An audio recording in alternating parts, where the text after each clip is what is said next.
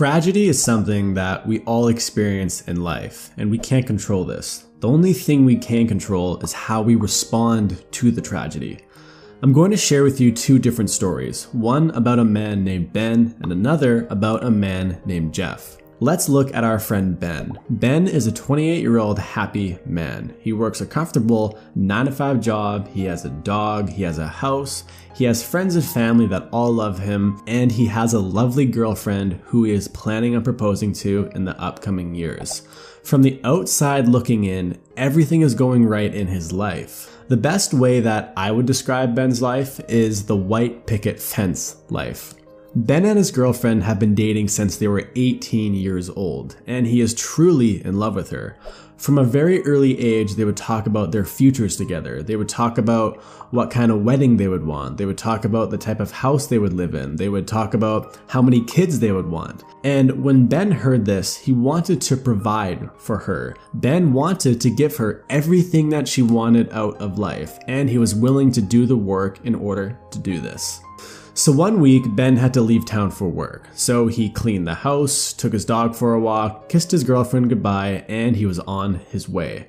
Halfway through his out-of-town work week, he learned that he could actually come home early if he wanted to. So Ben decided to do something nice for his girlfriend. He decided to surprise her with flowers and chocolate in an attempt to be more spontaneous, which is a quality that his girlfriend really likes, and it's something that his girlfriend would wish that he did more of.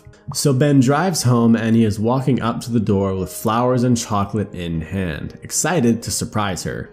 He opens the door and the first thing that he noticed were someone else's shoes were on the floor. He did not really think much of it. He figured that she had some friends over. She was, after all, a very social and friendly person, and because he was gone, she might have been bored. He walked around the downstairs of the house looking for them, but he didn't see anything. But he did see that there was an open bottle of wine sitting on the kitchen counter. He went upstairs to look more, but still, there was nothing. At this point, he was getting a little confused. Was she even home? There was only one room that he had not checked, and that was the bedroom. So Ben goes up to the door and he opens it, still having flowers in hand. And what he saw would haunt him for the rest of his life. He saw the girl that he had been dating for 10 years, the girl who he had said that he was going to marry, the girl that he had planned his future with. He saw this girl in bed with another man. The moment that Ben saw this, his heart sank and he felt his stomach turn in knots. His head began pounding. He felt physically sick.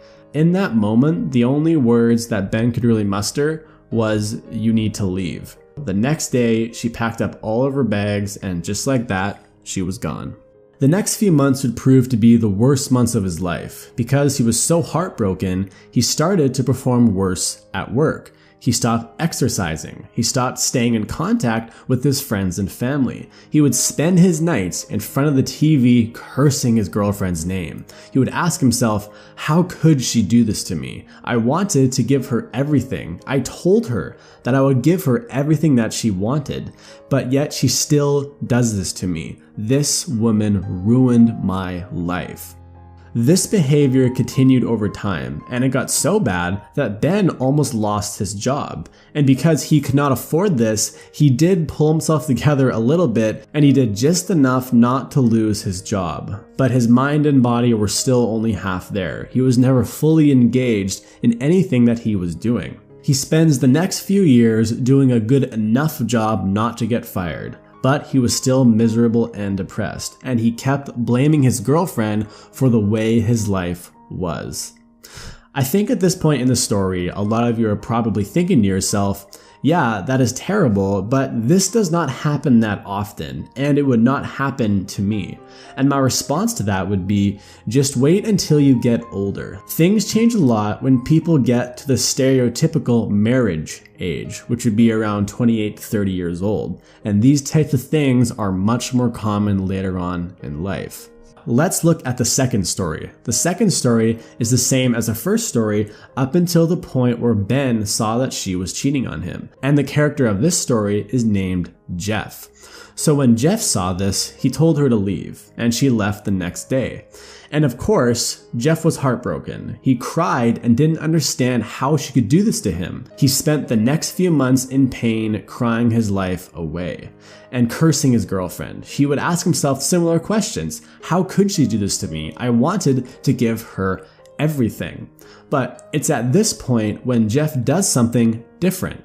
Instead of cursing her name and thinking to himself how awful of a person she was, Jeff asked himself a question that 90% of people will never ask. And he asked himself, did I do anything that caused her to cheat on me? So Jeff actually got his phone and he called his ex-girlfriend. She was a little stunned to hear his voice, and when Jeff asked her the question, she responded with, I don't know. I guess I just lost attraction to you. I'm sorry. So instead of continuing to be depressed, Jeff made a commitment to start working on himself. He started to try and make himself a more attractive man, a better man. Jeff started off very small. He simply started going to the gym again on a regular basis, and he did that for a few months. Then he started to clean up his diet a bit, and he did that for a few months. Jeff also started to regain focus on his job, and he started to perform better. When he felt okay about his job and his physical health, he even started to look up ways to start making more money on the side, because Jeff had always dreamed about starting his own business. When Jeff was with his girlfriend, they would cuddle up with each other and watch Netflix in the evenings, and that's just what they did every single night. But now that she was gone, Jeff had way more time to work on himself and his own business. As a result of this extra work though, he started to have some sleeping issues. So he started to look up ways to sleep better. He started to meditate before bed to calm his mind. He liked the way meditating made him feel, so he started to meditate in the mornings. And because of this, he became a less stressed person. Months went by of Jeff putting in a little bit of work every single day, and eventually he saw some results. But he still wasn't happy with how fast it was growing, and he wanted to find ways to grow even faster. On the weekends, he started to network and meet other successful people. He started to pick up new hobbies like golfing and boxing. Jeff even met an older man that he shared his story with, and this man could really relate to his story. So much so that this man became Jeff's mentor, and he helped him grow his small business to the point where he started to make more money from that than from his normal job. So as a result of this, Jeff actually quit his 9-to-5 job. And with his newfound freedom, Jeff did something that he had always dreamed of doing since he was a kid, which was moving to Italy to study Italian. Jeff had originally given up on his dream of doing this because he was in a committed relationship and he had a 9-to-5 job, he was very comfortable, and it just didn't make sense. But because his girlfriend was gone, because of his new online business, he decided to pack his bags and move to Italy for 6 months. So as Jeff was sipping a beer on the beach with his laptop in his hand, looking into the deep ocean with the sun out, he had felt something that he had not felt in a long time, which was happiness and gratitude. He thought back to the last time he had felt like this, and it was when he was with his girlfriend, and then suddenly he had a flashback to her cheating on him. He thought to himself, although seeing my girlfriend cheat on me like that cut me very deep, and in a lot of ways it broke my heart. And in some ways, I am still not over it. But in a way, it may have been the best thing that could have ever happened to me. If that didn't happen to me, I would have never started working out on a regular basis. I would have never improved my diet. I would have never had time to start my own online business. I would have never had the ability to come to Italy and fulfill my dream. I would have continued to work at my job and spend my evenings watching Netflix with my girlfriend in my comfortable state. From that point on, Jeff continued to live his life of trying to be better every single day, and he never stopped working on himself. The lesson of these two stories are simple, but it's crucial to understand. Not only will this concept change your life, but if you don't understand it, it has the potential to ruin your life. And the concept is actually very simple. When tragedy happens in your life, from relationships, loved ones passing, to getting fired, it's up to you how you want to respond. If you respond like Ben, it can be one of the worst things that could have ever happened to you. But if you respond like Jeff, it could be one of the best things that could ever happen to you.